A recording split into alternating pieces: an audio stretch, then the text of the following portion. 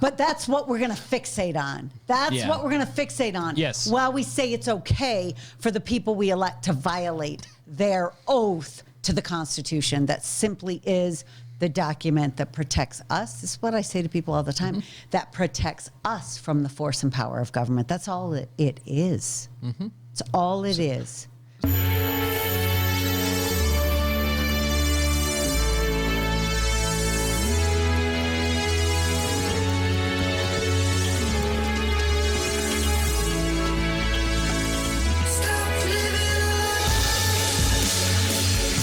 When things are wrong, I'll be by your side. Even when you want to cry. Stop it. Welcome. To the Naked Apple. We are here yet again to save the day. Somehow. As promised last week, we have a special guest with us this week in our Meet the Candidates thing. You are number 2 that's agreed to do this. So awesome. Take that however you will. Yeah. Tell me, have you had the other candidate on already? We've had, yes, it was Dougal. Frugal Dougal. Yep. Yes. Yeah. We're not running against each other. No. But Friendly grounds there. yes.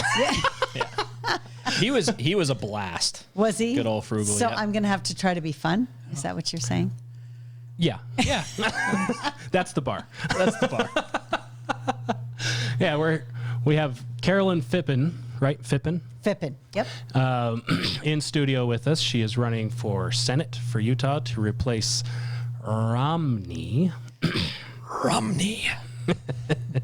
That sounds like something from Seinfeld. Yes, correct. Yes. Indeed. There's a check on the positive for understand Seinfeld references. you got the Seinfeld. That was a Newman, but it was Yes, that was. Yes. And as stated before on our things, this is in no way an endorsement of Carolyn. It's just a forum. Oh, wait. She's out. She's out. It's just a way to get to know the candidates and have a more conversation instead of just a quick bullet point of answering questions and trying to get through all the delegates. It's just let the conversation flow, and wherever it goes is where it goes. But a little bit about Carolyn. She's a wife, very important. Mother, also important, of 5 mostly grown boys. She worked with Mike Lee on his staff, right? Yep. You're on his staff. Good news, everyone. Good news. And she was also with Speaker Greg Hughes. She got her education at Brigham Young University. And am I missing something? Oh, I came to BYU. Yes, I must not say on there. I graduated from the U. And you started in New York. So, and I started both of them. But I know my mom actually graduated from BYU and my dad from the U. And I just combined the two. So football There games you are go. real nice. Yeah. We don't watch football. Oh, fair. I'm pretty sure my parents were also split somehow that way too. I remember vaguely hearing a story about that. All my brothers that went to college attended BYU, so my brother Kenny played football there for quite a while. So Nice. Once she finished at BYU, she went on a mission for the Church of Jesus Christ of Latter-day Saints in Czechoslovakia shortly after the fall of the Berlin Wall. I imagine that was exciting. It was very interesting, yeah, especially since I was studying that stuff. Oh, really? we're gonna have to have a conversation about that. That sounds super interesting. Yes. So yeah, that's a bit of her background, and that's led her to a love for the Constitution, and now you're just sick of stuff and you want to do your part to try to fix it. Yeah. Basically. Yeah. Yeah, we need people who can do more than quote from the Constitution, right? We need people who actually understand what it means and what it means in the context of policy and how we drive good policy. I'll tell you, I had somebody who I was talking to recently who is somewhat of a leader in the GOP in the state, not in the state party. I'm just going to say that. And this individual said, I really don't like Constitution talk.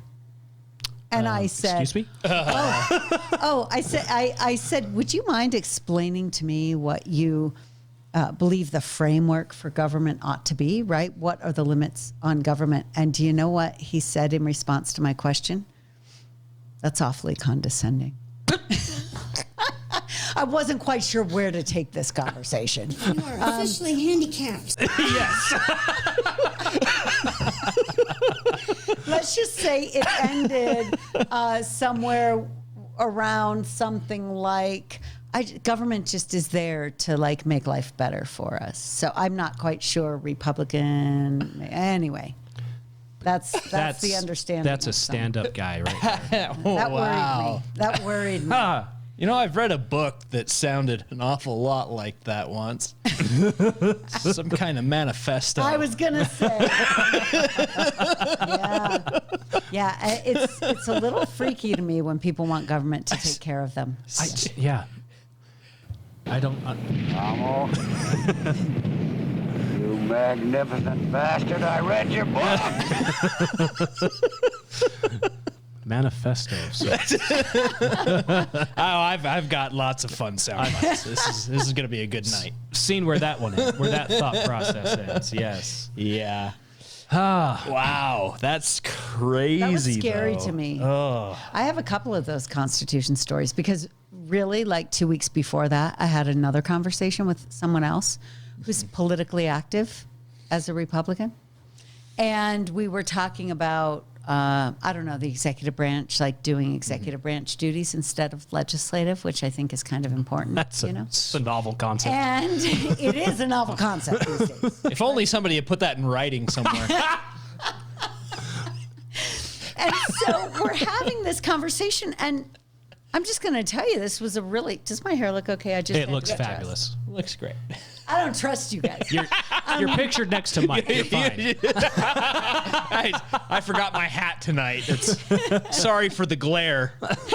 And so, it's a smart guy too. When we were having this conversation, and he said, the founders never could have envisioned the complexity of our, economic system. And so, of course, we need executive branch agencies and bureaucrats creating rules that we're subject to that could get us thrown in prison or stripped of property and life. Anyway, and because never before had a government ever had to manage resources. No, never. Or people. No, there were never vast charges. Massive. But here's the thing. I'm horrified that we have people in our party who think that's a legitimate argument for defying the Constitution. Right? Especially because when you elect somebody, they take an oath to uphold the Constitution, and you're cool with them violating that. And then these are always the people who want to talk to me about the morality of our last president. So if we want to talk morality, right? Defying your oath, like that is a pretty significant issue. Anyway. Treacherous even, if you will. If you will. Borderline. So, I just expect people to do what they swear to do. Yeah, It's just kind of simple. I think that's just a large part of just society as a whole is we don't understand what words actually mean. No, we do not. Because, like you said, it's an oath. And the reason why the founders set up an oath to defend the Constitution is because it was more than legally binding. That's it was binding to nature and nature's God. They knew there's a higher power that when you take an oath, you're swearing to that higher power. Yep. You're going to uphold what he's given us for the people to be free. Yep. Oh, and it's a large red flag marker, whatever you want to call it, of the deterioration of society, because exactly back in the day when they wrote the Constitution and things like that, a man's word was his bond. Right. It was a big deal to go back on your oath, to break your word, to do those things.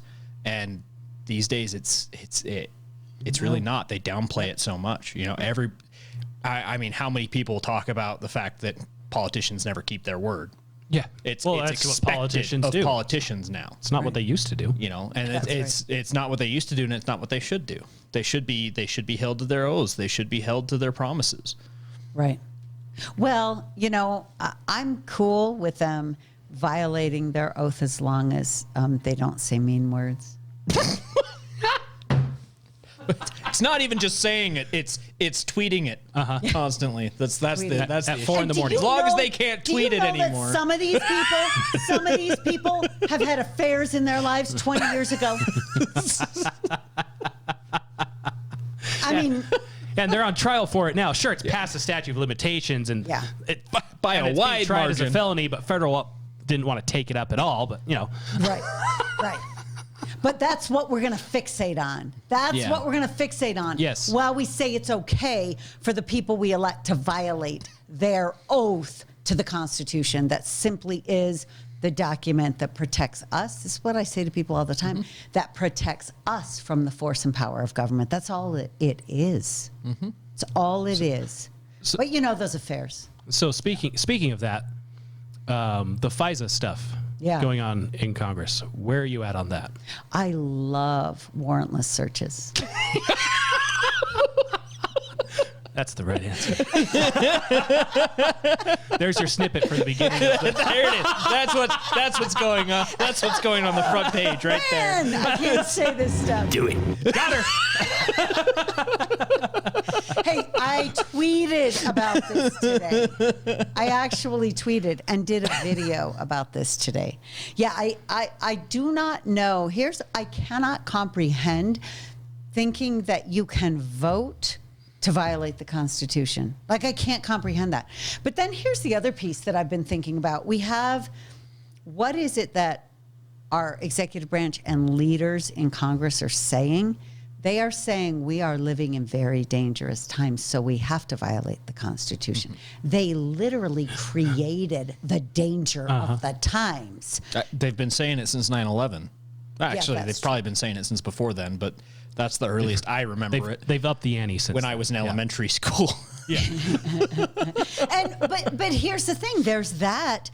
But we have 10 million people in our country who we don't know anything about them. At least or 10 who they million. At least 10 million. I totally. And by the way, have you guys been paying attention? You may be too young, but I will tell you, I talked to somebody the other day who remembered, and they had identified the same time period as I had. 20 years ago, we were told that we had 12 million illegal aliens. And we still have 12 million. We still have 12 million. Even though that we know that is all continued, right? And we also know that we have, I've heard between 7 and 15 million that we're aware of during the last 3.5 years. And it's funny, like that math, but math isn't a thing anymore. I hear. No. It's 12 million total. You carry the one. Yeah. Yeah. Divide by the square root of pi. It's really straightforward. You throw in the imaginary numbers and you are set. It's a real simple equation. I never did understand algebra. Yeah. I don't want to help you find your x and quit asking me why.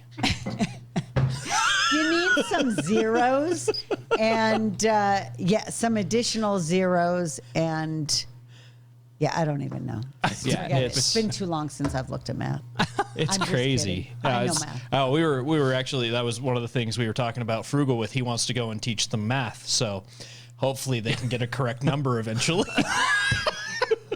Think about how bizarre this whole thing is. Right, I'm sure you guys have talked about what a trillion means in seconds, right? 36,000 years. Yeah. And you get me. I'm decent with math in my head, quite good. But once you get more than 3 zeros and I'm doing it in my head, we have a problem. I need a piece of paper and a pencil. I can do all the numbers all day long, but you put zeros, I lose track. Think about a trillion. Think about even a million. You start doing math with that. You get up to a trillion and my calculator on my phone doesn't work. Yeah, right. Yeah. Right. So this is significant. And these are the kind of numbers, what, $1 trillion we're adding to our debt every 100 days? Yep. Yeah. Yeah, So it's insane. these are completely incomprehensible, which I think is also intentional. But we have to send money to Ukraine unsupervised. Yeah, we have money for that. We have to. Yeah. We don't have money to secure Ukraine and Israel and the other one. Where else are we sending money right Yes. now? Hezbollah. Oh, yes, we are. yeah. We are funding. We have to fund both sides of every war on the other side of the planet. That meme that's circulating around with the missiles flying at each other. My tax dollars, somehow also my tax dollars. Yes. Yeah. Yeah, that one. True. Yeah. This is true. Yeah. I wonder what new wars will start. All of them. Hamas, not Hezbollah. No, but Hamas. yeah, We're funding Hamas, but Hezbollah all of involved. them. All of them. And We're funding all of them. We released a bunch of money to Iran, right? Yeah. Mhm. Yeah. In recent years, and Yeah. so we are. Well, we were funding. reassured though that that's for humanitarian purposes. Yes, and it's non-fungible. Uh-huh. Did you see that? Yeah. It is not fungible. What are you, stupid? Yeah. Money stays in the account where we place it. See, that what they did though is they just sent over a bunch of those Trump NFTs. That's what they meant by it's non-fungible. It was, the next shipment going over is the Trump sneakers. Hey, I actually kind of like those Trump sneakers. They are cool. They're pretty sexy. I won't lie. Have you seen those, Debbie? Yeah, I'd wear them. No, I wouldn't. They're pretty cool. I actually kind of like them. They are kind of cool looking. I won't lie. It's very ugly American, and I want it. Let me tell you, the rest of the world is begging for ugly Americans to I be know. back on the scene. Oh yeah. Right? I talked to a guy from Spain, and he said, I don't know how long he's lived here. He's married at least a few years, and he said, you know, the socialists took over Spain. He said, we all look to America. Everyone knows when America cannot save itself, and we're kind of there, right? Yeah. The rest of the world's at pretty high risk. It's the city on the hill. It was. Yes. Yeah. Yeah, we're this. Hey, let's see, what's a good analogy for that? This city that has, like, broken up and is decrepit and has no memory. While Rome burns, Nero plays his flute. There is that. And yeah, we truly are in a bread and circuses scenario, aren't we? Yeah. Yeah, it's really sad. Yeah. That's part of why I've mentioned before, like, I don't think Americans will actually wake up until something happens, like at a Super Bowl or something like that. Oh. But something won't happen there because that's the bread and circus. It's the Coliseum. Yep, it is. You can't let that happen because then the giant might wake up. So you gotta, It's hilarious, especially because here in Utah, they've been talking a lot lately about bringing in a major league baseball team, building a big baseball field and stuff. Yeah, out not in just Daybreak. talking. And We yeah, just paid $1 billion for that. Yeah, Yes.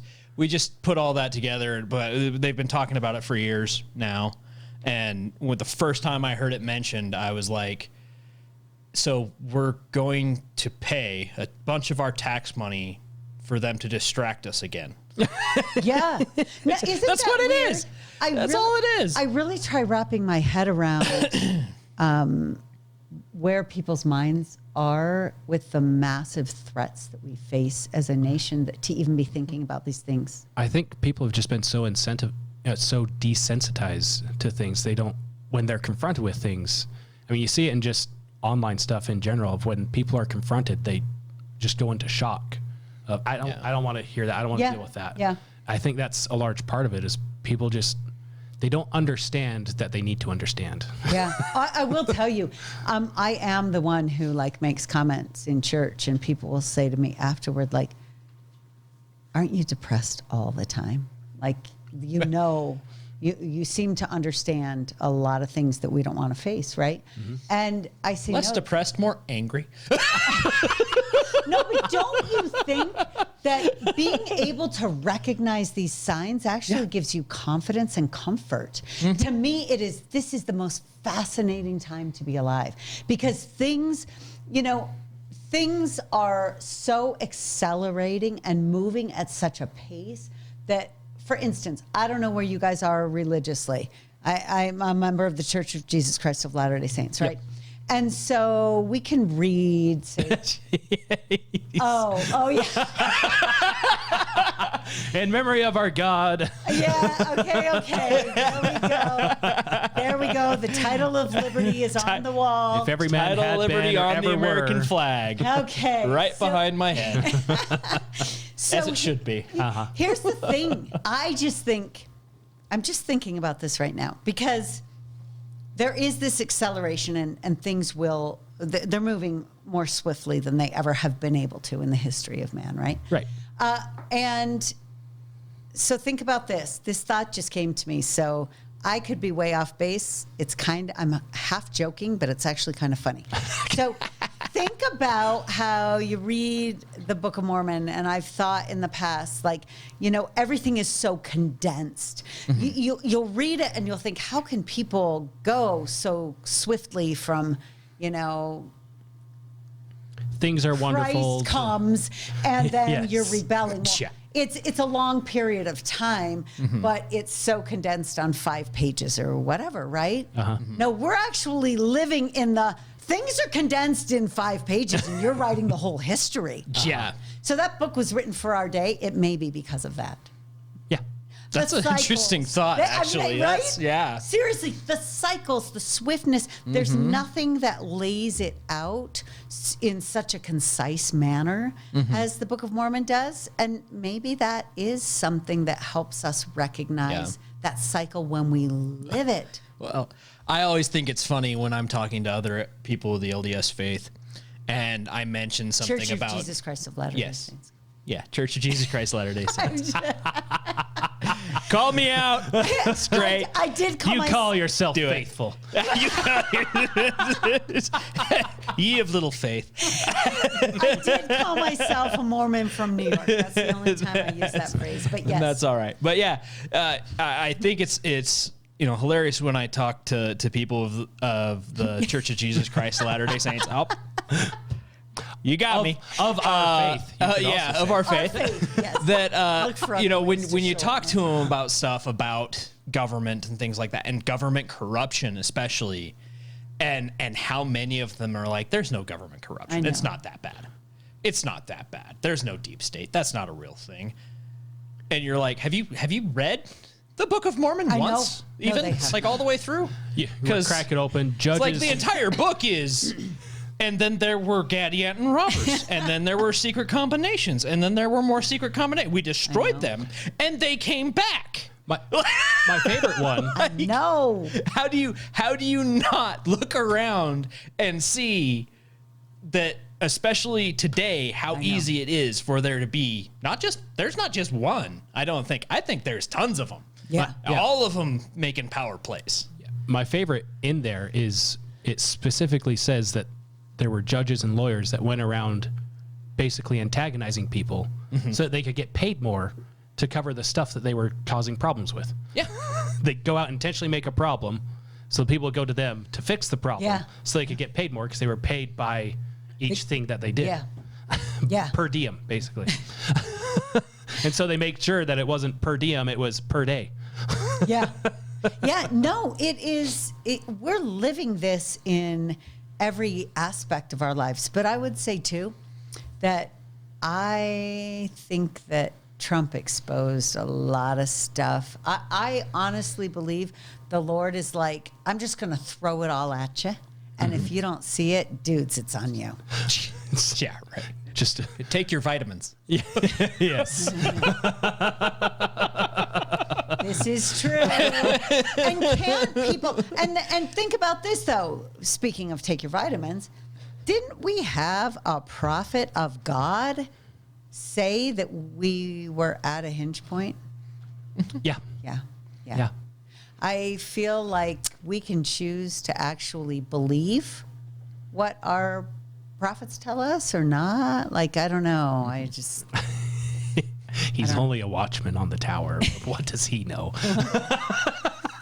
But he's an old man. Do you remember? I'm sure you guys remember when he was called, how the stories that came out and said, how old was he at the time? 92 or 94 or whatever. That, you know, looks like there's not going to be a whole lot of change in that church coming forth. but shouldn't the pace of change tell us something too? Yep. Uh-huh. Mm-hmm. It is interesting, though, that since you brought that up, the conflection of the change we've seen on the political scene versus the change we've seen not just in the Church of Jesus Christ of Latter-day Saints, but Christianity as a whole. There's been a change happening across the nation. I'm seeing more stories of pastors and priests and stuff like that actually making their congregations more aware of the good and evil that's going on.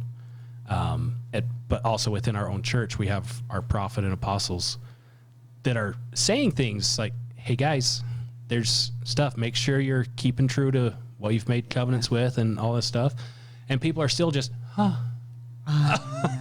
just staring around like all is well in Zion. Basically. I know. I was going to say that phrase when you were talking, right? All is well in Zion. I didn't understand that till recent years. Like, wow, that's like a thing. It's crazy how much it's come to the forefront recently. And do you know what I was thinking about, I think, last weekend with General Conference? Not that this is a religious show, but... We get there sometimes. Occasionally we find ourselves there, and then we chase the spirit away eventually. But, you know, we try to hold it as much as we can. It all ties in. I can't tell you, before running for office, you know, I work in politics, and truly, like 70-80% of my political conversations ended on a spiritual, in a spiritual discussion, because I just feel like everything is connected and it is becoming more and more obvious to people paying attention, right? Totally forgot my point that I was going to, it had to do with conference. Yeah, never mind. It'll come to me. It'll come to you. Yeah, it's, you know, like the scriptures say, all things are spiritual. You know, nothing in creation has ever just been temporal. It is all spiritual. So, you know, you look at, I always tie it back to the war in politics is a direct relation to the war in heaven. You know, we know before this world, you know, our belief is that, you know, we all existed beforehand, and beforehand we were given a choice to follow Christ or follow Satan. Satan's plan was everyone will come down. They will not be allowed to make any choices. They will all live perfect lives, and they will all return, and you know, he would save everyone. And God and Christ's plan was, well, everybody has to be able to choose for themselves. So they'll come down, they'll make choices, they'll make mistakes. We'll provide a savior. The savior will make it so that they can be forgiven and return to live with God if they choose, or they can choose not to. That's the plan. It's the choice. It's being able to be free. It is freedom. Freedom is the kernel of the plan of salvation. And so, you know, when you look at politics, it continues on. There's one side that wants people to be free. They want people to be able to make their own choices and to deal with the consequences of those choices. And then there's another side that wants everyone to be the same. They use the word equal, but that's not true. They want everybody to be the same. Mm-hmm. Yep. They want equity. Mm-hmm. Yes. Right? Exactly. Yeah. No, we're at a weird place where a whole lot of people are confused by that. And unfortunately, a whole lot of people in our own church are. I think it comes from, I think, living in luxury for so long and not understanding the realities. And so not being able to see them because we're insulated from them somehow, or some of us are. Yeah. Yeah. One of the greatest blessings of living in the United States is you don't have to deal with what the rest of the world deals with on a constant basis. Israel is a very Western country like ourselves, but they are constantly being barraged by Iran and all of its friends. Yeah. So their citizens, even though they have much of the same stuff we have, the same luxuries and all this stuff, they also have bunkers next to bus stops for kids. so the kids can run into the bunker when a missile comes in. They have armed teachers on the school buses to protect the kids. In the United States, don't have any of that because, relatively speaking, we're safe. Yeah. And so people just get used to that. And so when, like we talked about earlier, when a threat does come, I don't want to talk about that. Yeah. But it's here. It's here. knocking on the door. You got to do something. Israel is a really interesting point of topic, especially because of everything going on over there right now, and the different reactions people are giving to it. There's so many people that are up in arms about the way that Israel is reacting to the attacks and things that they've been put under. I think it was after the Iran missile launch, Netanyahu said something along the lines of, we can't respond to what they actually accomplished. We have to respond to what they intended. Yes. And there's people that are arguing against that. And I'm like, there are far too many people in this world that have never been bullied. and that's a very sarcastic and funny thing to say, but it really it's a real thing. Like I was bullied all through elementary school, and I literally had a kid beat the crap out of me at recess one day. And the teacher had to pull him off of me while I'm laying on the ground with my hands up, and he's just punching me in the face. Oh my gosh. She came up and pulled him off of me, and I got suspended. Not kidding. Yeah. That's what happens in public school when something like that goes down. They suspend both children. I got suspended, never threw a punch. The next time he came after me, he took a swing at me, and I didn't respond to what he accomplished because he missed, but I kicked the shit out of him. And he never messed with me again. The bully stopped. It stopped. And people that have never had to deal with a situation like that, they don't understand the effectiveness of that kind of response. Right. It's really an interesting thing, and to see that play out on the political field, and the fact everything in life is a scale, from your youth growing up all the way up through foreign policy. It's all the same thing, just on different scales. Yep. Because there are people that have things, there are people that don't have things, and there are people that want to take it. And it's all about how you respond in whether or not they respect you. Mm-hmm.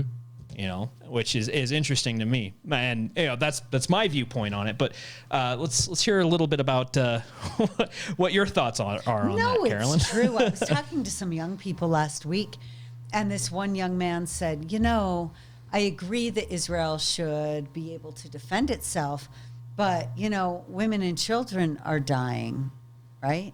And I'm like, that sucks. That's why we should avoid war. That's why we should do everything we can to avoid war. And the best way to ensure that there will not be more lives lost in the future is to shut it the heck down when it occurs, right? If you think we don't want to hurt women and children, I don't want anyone hurt. But we have a group of people whose stated purpose is to wipe Israel off the map, right? So it's not like you've been given a whole lot of options, and they've proven that they're willing to do that. I mean, the brutal rape and murder of defenseless women and children, and there's something, I'm telling you, there is something very different about a person who will personally, face-to-face brutalize somebody versus drop a bomb. Not that either one is good. I'm not defending either, right?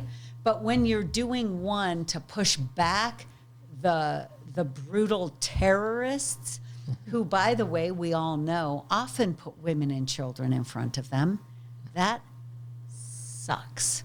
But that's the reality, right? You have to take this action, or there will be significantly more lives lost in the long run.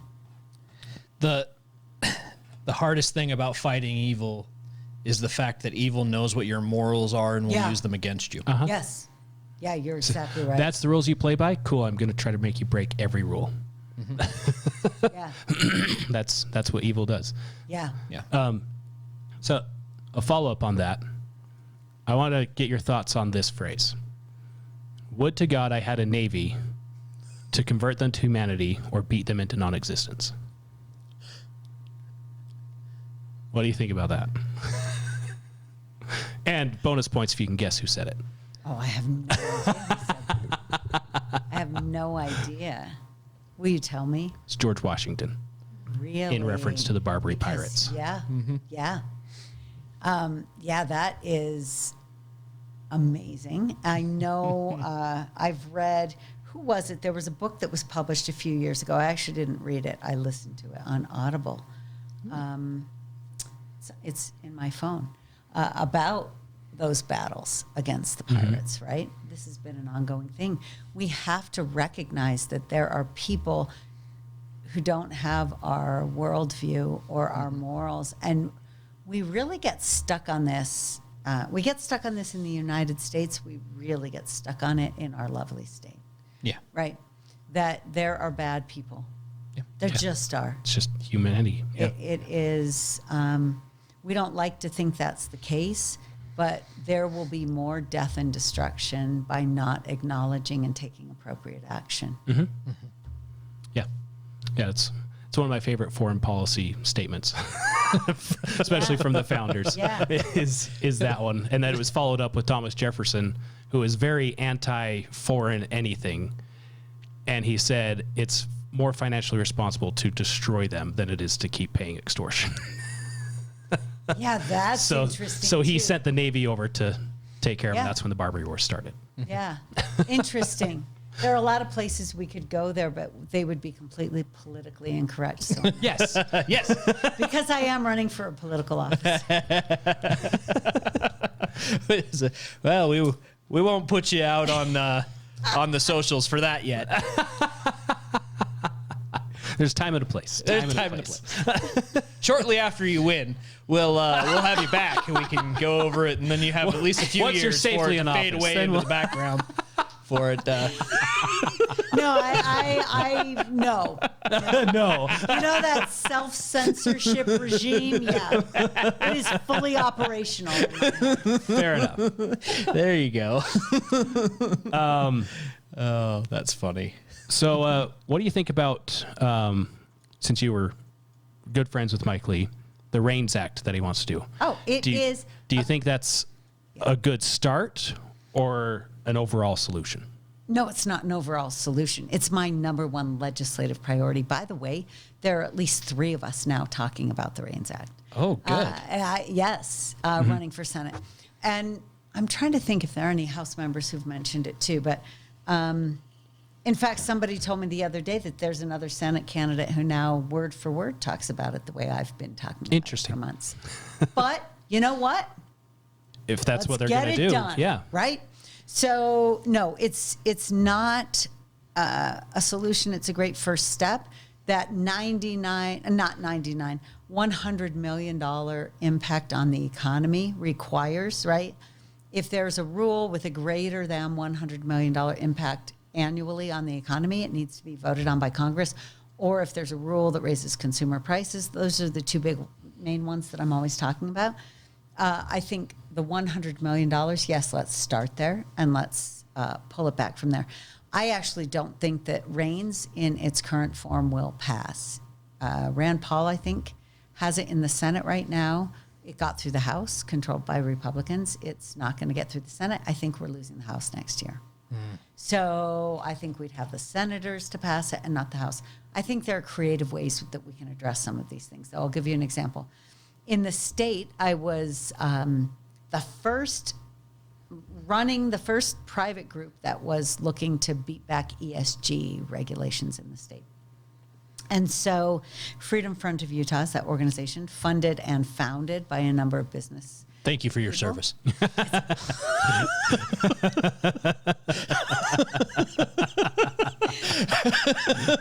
Wow, it was a pretty nice job. You're welcome. and so we So we were working on ESG legislation. There was first year, 2022, no one knew what it was, truly. Cheryl Acton, who's a state legislator, had a bill that would ban social credit scores. And that got killed without even getting a hearing. And then That's nice. Rex Ship, I know. I will say the bankers had some issues with it, and they had some legitimate concerns. I mean, I hate to give them that, but they did. And so I was talking to them like, what's it going to take? There was no way to get it done. The Rex Ship, representative out of Cedar City, had a bill that would deal with a piece of like the, I want to say education. It's too late, you guys. You've only been running around the state for months. I know. The energy piece. And his bill died as well. So I put together a working group that right after the session, we ran through the end of the summer. House and Senate put together their own working groups later in the year.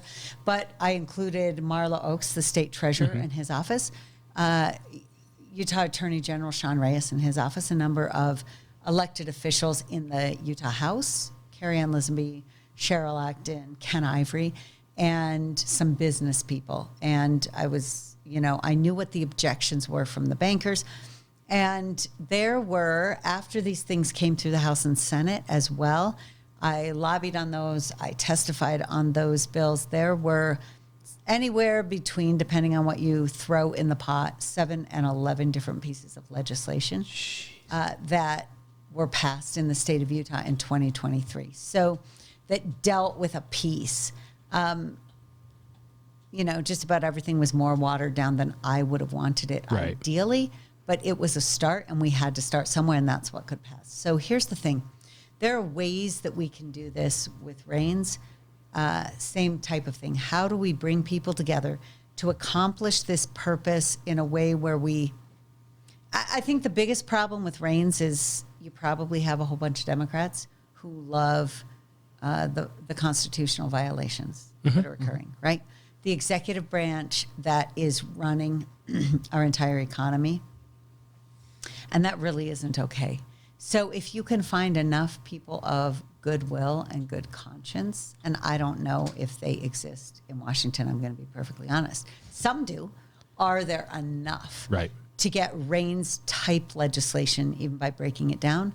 What are the levers for negotiation that would allow you to do that? That is, figuring this out is my number one priority. I'll tell you what my number two legislative, these are my legislative priorities. Shutting down the border is my number one priority. And that I think will only come with the defunding. I don't think unless we get Trump in as president, if we get anything close to what we have going on right now, we have an executive branch that really doesn't care what the law is and what the law says. They're going to do whatever they want. And we're seeing this repeatedly in a number of different areas. So I'm kind of glad you said that, because that's one thing that drives me nuts with, like, I see the Senate hearings with Mayorkas and all this stuff. And, they're saying all these great things and bearing down on him and all this great stuff, but then nothing. And this is part of what led me to on the phone when I asked you about the AG thing, but about voting for an AG instead of having appointed AG. Oh yeah. Yeah. But also on top of that, like, so that you hear these senators get upset and everything that they can't do anything because the AG won't prosecute or whatever on the executive side, and I'm just sitting here like, you guys control the funds. I know. That's all they. You can shut him down by saying you're not getting paid, and then I don't get money. Maybe I should do something. I know. But we would have to not have these omnibus bills that everyone's giving in on. Yeah. That's the problem. What a shame. What a shame. I hate to see it go. I can tell you're not in leadership in Congress. What gave it away? Thank you for the compliment.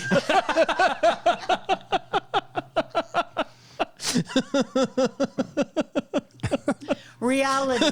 You see reality. Yeah.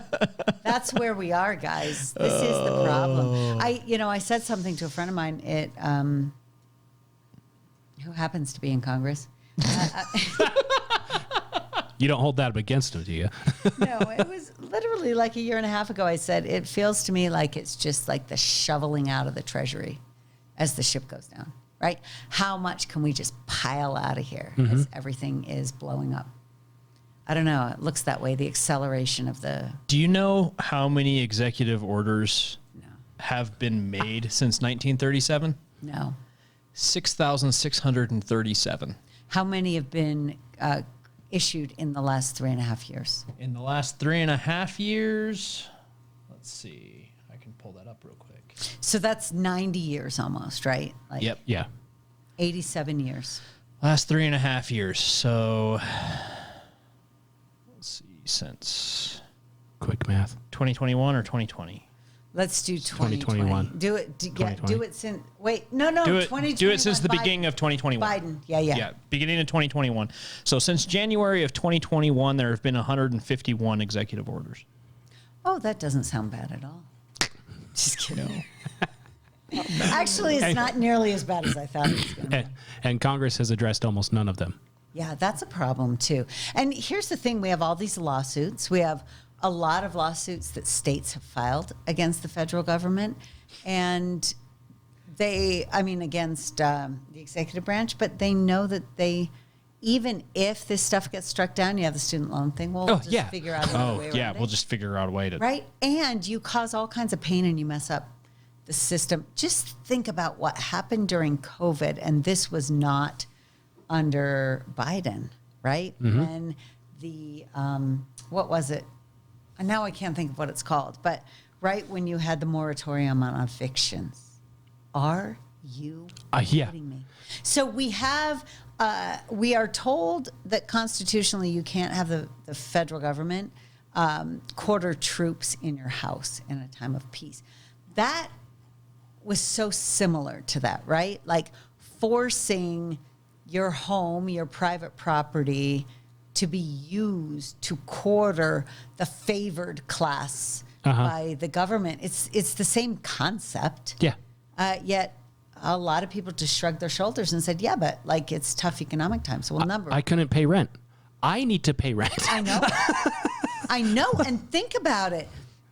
We always have downturns, and we have a lot of government created downturns, as this one was. This one was so blatant and direct.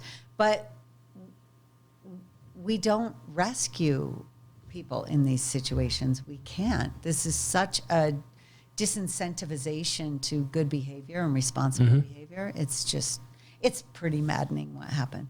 Yeah, and part of that too is the CDC that did the moratorium, and somehow that was enforceable. Yeah, I don't think any of it should have been actually. No.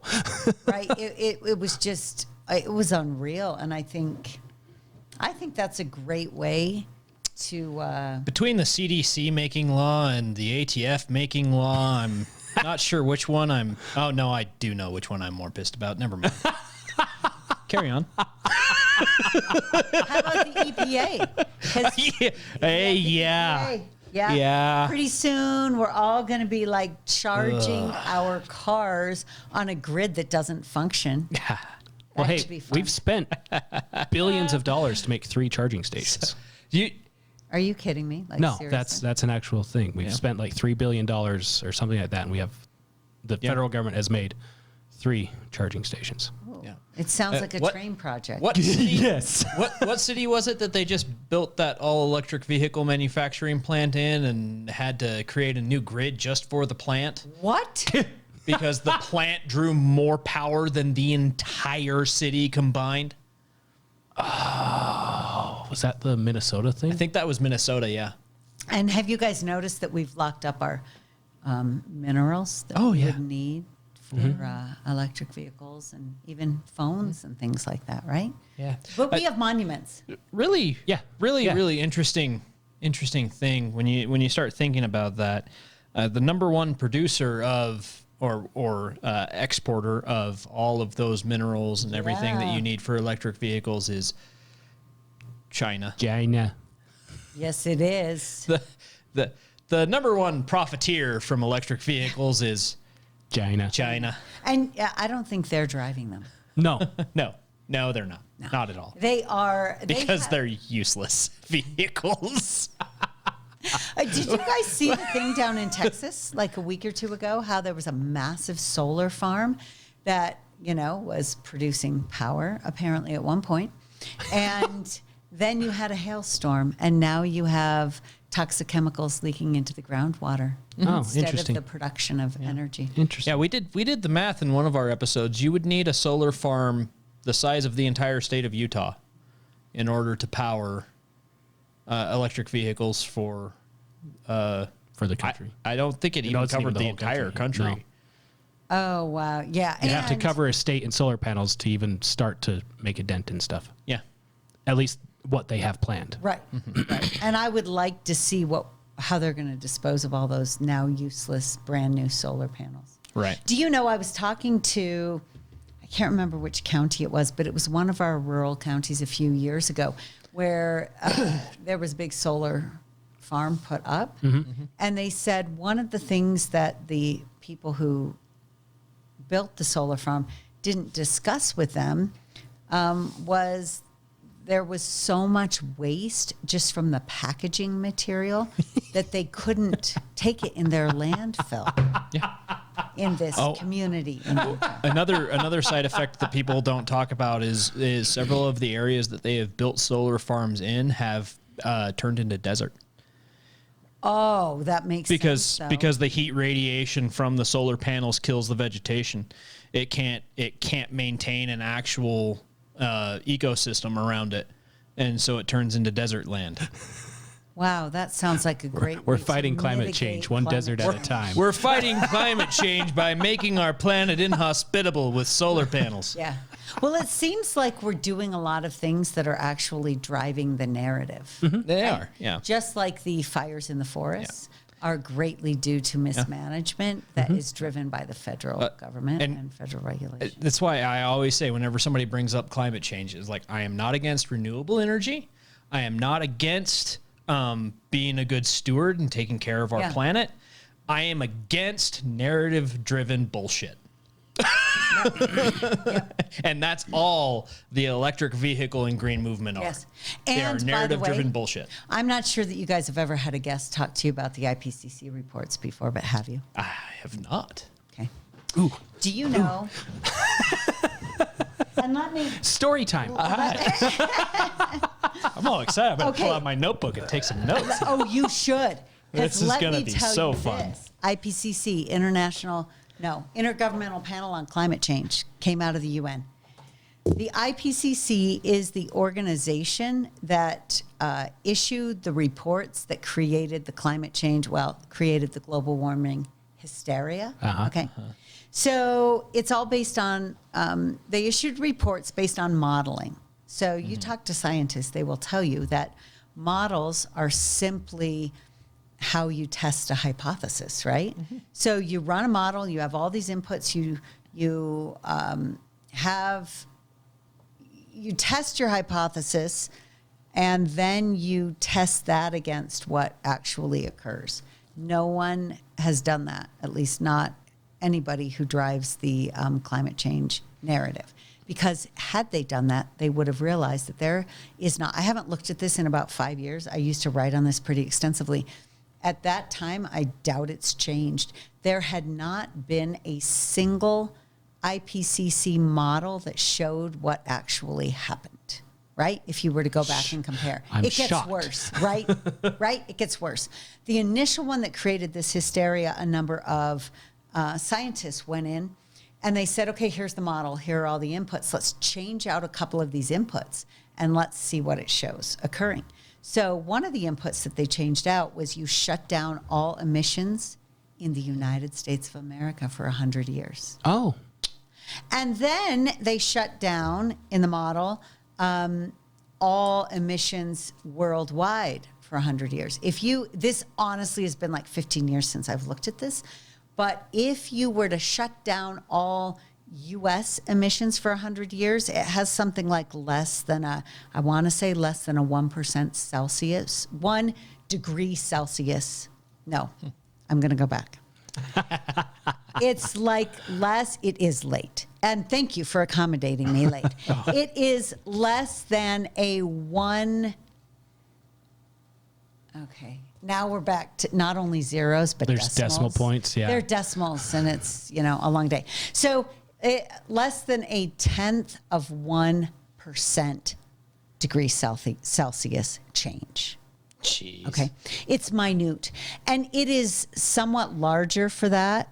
And this is based on their model that's actually been proven false anyway. But even if we're using their model, it doesn't show what they claim it If we shows. turned everything off for 100 years, Yes. it does nothing. It essentially does nothing. And that's what the scientists will tell you who've actually looked at it. It does slightly more nothing if you shut it off worldwide, but only slightly more nothing. Slightly more nothing. It's the phrase that pays right there. Slightly more nothing. But ultimately, the impact is almost nothing, and this is based on a model and a report that have been proven incorrect anyway, and the entire hysteria is based on this model and this report. Yeah, they can't get tomorrow's forecast right, but we're supposed to believe I that know. 100 years from now they got it right. But don't you love Especially when you look at their premise and stuff, it's like, well, it's the CO2 emissions. It's killing the plants. yeah, We're suffocating the plants with their thing they I know. breathe. right? Yeah. Plants eat CO2, so you give them more CO2, they die. People eat food. You give people more food, they get fat. So they grow bigger. Yeah. Yeah, I see the correlation. See it. No, this whole thing it really is nuts. And if you look at the greening of the planet, that has been, I don't know if it's been modeled or if it was actual photographs from space that I was looking at, but I was in the middle of doing things when I was, watching a debate the other day on this very thing. Yeah. And they showed the change over the past few decades as far as the greening of the planet, of course, as CO2 has increased. Like, duh. Yeah. Yeah, I think it was Gregory Rhinestone. He wrote Inconvenient Facts. Oh. It's the stuff behind how Al Gore is wrong on everything. Oh, I'm going to... Al Gore can't be wrong. He created the internet, okay? That's This is right. true. The internet is never wrong. But if I remember right, it was him in his book there. He goes through the history of Rome and how they grew citrus fruits in England. And how he asked the question of how did the Vikings make their alcoholic beverages out of wheat when you can't grow wheat where the Vikings were today? Because it's too cold. Yep. Isn't it interesting? Here's the thing, too. Do you guys know Alex Epstein? Yes. I love that guy. Know of him. I would like to know him in person, but I know of him. I know. He's fascinating. What he's done is unbelievable to me. Yeah. Right? But I love, I think he thinks that we have, and he does. He thinks that this is driven by man. I like to use the term anthropogenic when I'm talking to liberals because they don't know what it means. But It's all about wordplay. it's not even wordplay. It's just big words. But so I do like to do that. But I will say he has bought into some of that, and I will admit he's smarter than I am, so he may know some things and have seen some things that I've not seen. I still don't buy it, and I've never seen anything that convinces me that we know that. But don't you love, I'm backtracking a minute to something you said a minute ago, because don't you love how they say, well, there's a difference between climate and weather. When you talk about the weather, just like there's a difference between sex and gender. But anyway, so we can't get caught up in the wordplay. But I will say, Alex, now I totally forgot. See, what Alex said that I loved, there was something that he was saying the other day. What were we talking about? Climate. I know. Weather. There's something after. Vikings. It was the Vikings. Grain. Rome. It was the Vikings. Oh, I love his focus on the thriving of humanity, right? What is the purpose of all of this? And I think this is the problem we make we have this problem. We make this mistake in everything when we talk to liberals about government and policy. What's the purpose? And this is such an important point that he makes when he's talking about all of this climate policy. By the way, I'm not big on centrally planned economies. And so I don't understand why we have Republicans talking about them and driving them in Congress and in our own state legislature. But, Hear. But I will say that this idea... Slash it. Slash it. Slash what? It's the Parks and Rec. Have you Ron ever seen Burgundy. Parks and Rec? Yes, I Ron like Parks Ron and Swanson. Ron Oh, Swanson. slash He everything. goes to the government stuff, and every time they ask for people's opinions on whatever bill, he's got a sign that says slash How do it. I not even know that? I've watched Parks and Rec, but I will tell you this. So I have a son. We're going to get totally off topic, and then I need to get Debbie home. But I will tell you this. So I have a son who actually is the lacrosse goalie for what has been the 6A state champion. Nice. So we'll see. I don't know if they will be this year, but I think they will. We'll see how that goes down. But anyway, and he, I'll watch a whole game and he'll be like, "Hey, Mom, did you see?" He doesn't say this. He used to say this. He's given up on me. "Mom, did you see this play?" And I'm like, "Wait, what?" And he'll be like, "Were you even watching I was watching the whole thing. I saw the balls you missed. I saw the ones you caught. I don't know. Face off? Who won the face offs? There can be one team winning every single face off. Totally over my head. I have no idea. I have no idea what went on in that game. Go sports baller. Score the foot goal. So when you're asking me about details, they are often lacking. Just saying, I'm not as observant sometimes as I should be. Yeah, I've been there. My niece was a lacrosse goalie. Oh. She was really good. She played. Are you saying my son isn't? I I shots noticed- fired. I noticed the way you said There. she was really good. My son is really good, Yeah, by the way. I bet he is. It's actually really funny. Like women's lacrosse and men's lacrosse, are Totally different Totally different games. They are not. They are both. They both have the same name, and neither one of them has a single rule that's the same. No. The only thing that's the same is like the general shape of the sticks. Yeah. And I will tell you, so my son actually, he works for a lacrosse shop and does most of their stringing of their heads. Oh. And a lot of the guys cannot string a yeah. girl's head. Even the way it is strung is completely different, the pocket depth. And My niece used to help all the girls string their heads. She was playing too. Yep. She actually, I think she's still coaching a lacrosse team right now too. Now that she's done playing, and she's still good. yeah. Oh, she's really good. She's real good. Because so's my son. My son could beat your niece. Thank heaven they don't let them play together. And my son, speaking of differentiating between sex and gender.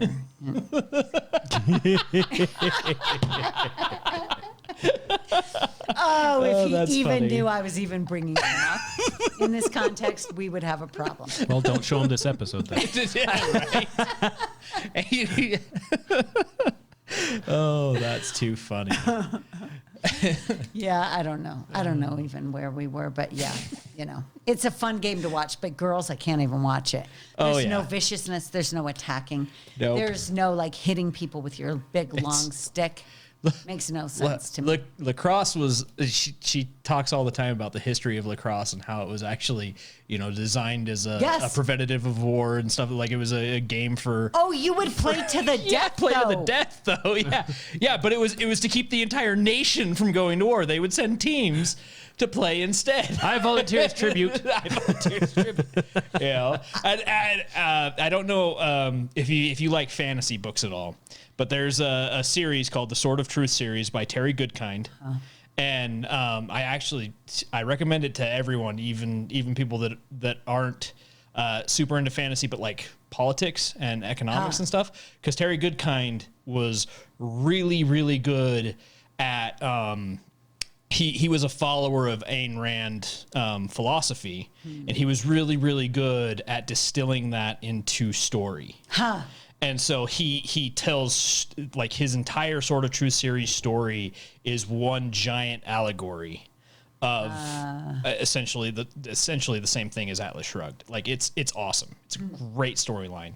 But he actually incorporated a game very similar to lacrosse. He called it Jala, the game of life, in his book, and it had the same purpose. It was to be able to foment the aggression from the people in the empire and things like that. It was a really, really interesting little tidbit. But I am really awful at getting sidetracked, in case you didn't notice. This makes it interesting. And I'll tell you, conservatives are not good storytellers. We're like we're facts and data people, right? And that is probably our biggest weakness when it comes to selling people on these principles. Yeah. You should check out at least the tail end of our last episode, because we went into how a movie should be made about John Paul Jones from the American Revolution. I was going to say, I know the name John Paul Jones. Yeah, It's been a long time. I'm old. He only sailed a ship over to England. His ship sunk, and he captured 3 British ships in the process. So, Wow. so there is amazing stories there that conservatives could use. It's true. I've got a fun story for you about ships and sinking. Oh, yeah? So my husband, who is very white and blonde, well, I tell this for a specific reason. The Does he stage have is blue set. eyes too? I don't know where this story is going anymore. No, but this is You start talking about how his mustache looked, and we're out. so. Well, he is descended from Pocahontas. This is actually. Oh, funny. really? So I've told my kids to put that they're Native American on their college applications. She was his directly descended 11th great she is his 11th great grandmother. Wow. Direct. That makes him more Native American than Elizabeth Warren, then. Absolutely, it does. But it doesn't have the cheekbones, Hey, so she wins. We don't make fun of Pocahontas, okay? But my gosh, I keep forgetting where I'm going with things. Pocahontas, descendant. Your husband has but blonde here's hair. The reason I'm telling you this. So he also has an ancestor who was enslaved. Okay, because slavery, you know where the word slave comes from, right? Do you know? Slavic. Right? So this ancestor was enslaved, was taken on a ship with a number of other slaves. He led a revolution against the slave masters. They murdered them all, threw them over the heard this side story. of the ship. And he sailed. He was the guy who led it, sailed the ship back to England and owned the ship. This is my ship now. Yeah, this was his ship. The stories we probably all have in our history. Yes. Awesome. Final question for you. Yes. Final question.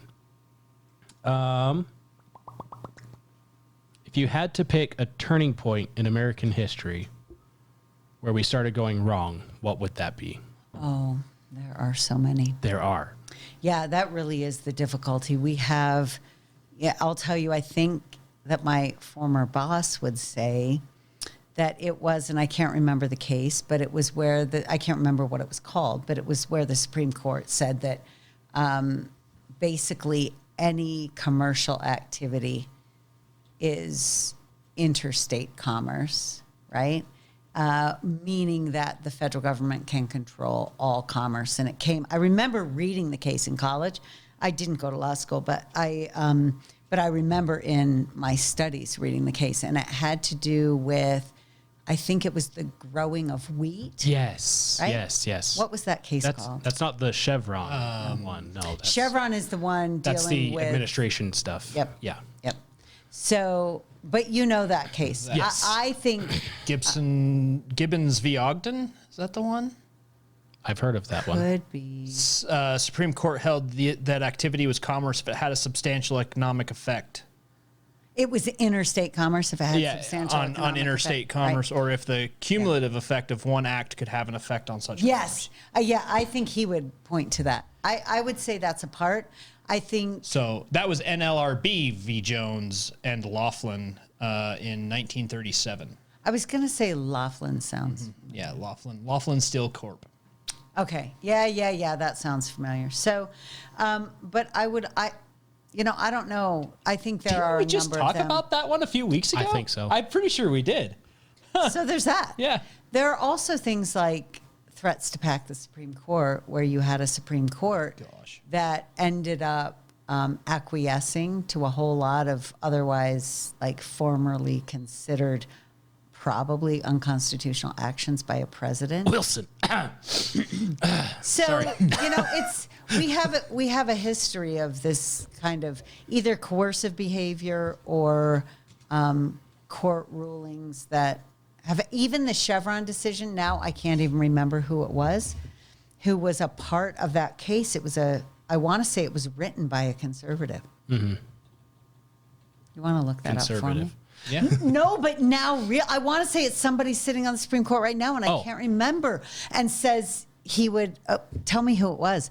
But I swear I saw something about this a month or two ago and did not realize what the kind of ultimate ramifications of that case would be. I think that's why it's so important that even if you think a law does good and you should just let this one slide, there's a reason why allegiance to the principles matters. Mm-hmm. I think there can be confusion sometimes about what that means. I do give people a little bit of grace on that, but most of the time, that's not where we've gone wrong. We've gone wrong because somebody wanted something that wasn't constitutional, and so they did it anyway. Yeah. So, that was the Chevron versus Natural Resources Defense Council, right? And so I don't know, but that sounds like it makes sense. You don't have a perfect encyclopedia. I do not. No, here's the thing. I'm telling you, Mike Leahy does all that kind of stuff. Yep. Those kind of details. Alito. Yeah. Oh, wait. That is correct. Alito, I think that's correct. Alito was talking about it this year, actually. Yeah. So that would have been a couple months ago. I take a bunch of information. People ask me these questions all the time, like, what historical figure, what book, what, and I'm like, that isn't how my brain works. Like, I have read thousands upon thousands of books to get to where I am. Right. I synthesize that information. Right. I don't worship people. I am not a hero worshiper, and I don't look to people in that way. I take the good, and then I incorporate it into my philosophy, and it's all jumbled up in here philosophically. That's a healthy thing. I consider it to be in many ways. Stevens J. delivered the opinion of the court. Okay. And Maybe it was just that Alito supported it at the time. yeah, it was supported by all members except for Marshall and Rehnquist What year was that? and O'Connor. She did not support it. O'Connor did not support it. That was 1984. Okay. Yep, that was argued before the Supreme Court February 29th, 1984, decided on June 25th, 1984. So, yeah, we just have a lot of fixing to do that way. It's going to be a long process. So based off of what you said, to me, that's it's part of why I said the president's name, Wilson, because he really focused on getting more power to the Supreme Court. And the Supreme Court started making all these decisions that gave more power to the executive. Yep. So, so to me, that's kind of what I'm hearing when you say that is that time frame-ish is kind of, which is, it's a good place to draw the line, if you will. If you have to draw it somewhere. Yeah, it's definitely Congress allowed their powers to just be I know. taken from them. They allowed it was just easier to do that, but that's what the states have done too. Oh yeah. Right? Give us a couple bucks, you can have it all. Yeah. If it were up to me, I would repeal whatever the amendment is that has senators be publicly elected. I want to say, here's the thing. It's either 14th or 17th. I'm the worst. It's fine. I don't know either. It's one of those. But to me, it just pulled more. It's 14th. It pulled more of people's focus away from their own state. Yeah. So they don't focus on what's happening in their state, because in order for the senator, before this amendment was passed, it was the state legislature that decided this is the senator that's going to represent the state and the state's interest, which is why they were there for 6 years, because the state as a whole had a longer term interest than the people did, which is why the people voted for their members of Congress versus the legislature. So it created a system where the people had to pay attention to who their legislature was to make sure that the senator was going to represent their things as well. So yeah. And I learned recently this piece I had not known. They were paid by the state. I like that. Yeah, I like that too. You are fully a servant of the state. yeah. I mean, that works out really well in the state of Utah. That's worked out well. I'm kidding.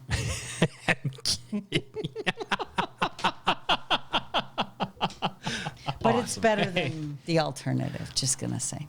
Awesome. Yeah. All Well, as right. long as they're not appointed by the governor. I kind of think I don't even understand why we vote for legislators. I feel like the governor should be appointing them too. Yes. Yeah. Yeah. Yeah, just- the I- legislatures. It'd be a lot easier. attorney general, be all so of them. I much think they easier. should just appoint all of them. It's Yeah. less work for us. We can call it Monarchy. Yeah. Perfect. Write that down. I'm so glad that one big war was fought. The war of colonial aggression. Yes. Thank you guys so much for having No, me. Thank you. It's been a joy having you on. And if people want to follow you, support you, all that stuff, where do they go to? So here's do the all thing. that? My website is Carolyn4Senate.com, but some people who don't like me called me on Twitter. This woman's awful, they said. She is Mike Lee in a wig. So, of course, I went and bought MikeLeeInAWig.com and redirected it to my website. In true ugly American fashion, Yes. Yes. you took the insult as a compliment. I did. But here's the thing. Someone actually took a picture of Mike and me, and this is somebody who supports me, and put my hair on him. And to my horror, it looks shockingly like me. So what you're saying is your celebrity doppelganger is Mike Lee.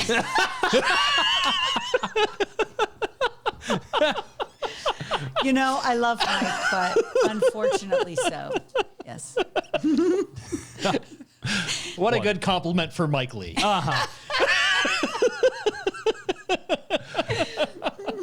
Awesome. Awesome. Thanks, you guys. No, thank you again very Thank much. you. And for everyone else, Galatians 4:16. We'll catch you next time.